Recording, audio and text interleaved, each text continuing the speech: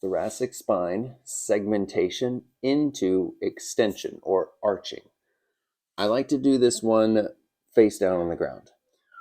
And you're really trying to focus on getting extension through your upper back between the shoulder blades, really from the base of the neck down to about the base of the ribs. That's the big focal point. That area, you should feel a lot of muscle contraction, maybe even cramping happening. A big challenge to this, and my challenge to you, is to really keep your lower back out of the picture as much as possible. I understand that you might feel a little bit of work happening down there, but the star of the show should be the area right between the shoulder blades, maybe at the base of the shoulder blades. So to really help isolate the upper back as you try to extend is going to be locking your hips and your lower back down.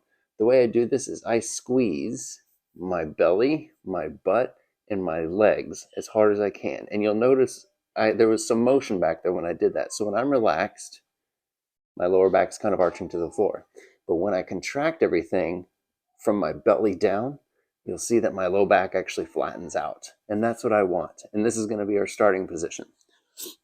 So from here, I got everything locked in from the belly down. I like to lay with my arms at my sides, and then from here, everything's locked and tight. I'm going to start by lifting my head, and then I'm going to start to try to peel my ribs away from the floor. One rib at a time is what I'm really thinking about. Now for me, I get to right about here. I can feel it at the base of my ribs, and you hold. And you hold till you get to fatigue.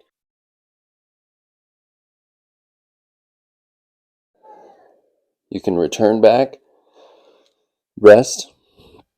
This time I'm just going to show you one simple progression where everything's going to be set up the exact same.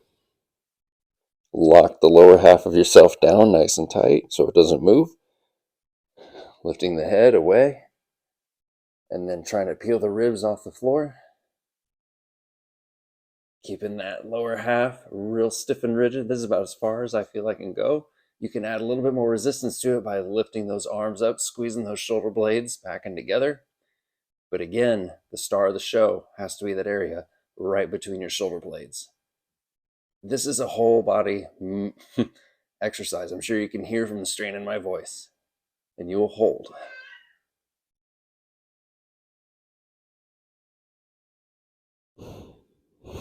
If at any point during this you start to feel it more in your lower back than anywhere else, that's a sign for you to reduce your range of motion. Come back down towards the floor a little bit.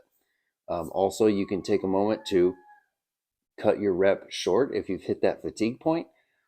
Take some rest, reset, get your pelvis and your abs and your butt and your quads, all those things locked in real tight. Try again, really trying to isolate the upper back into extension.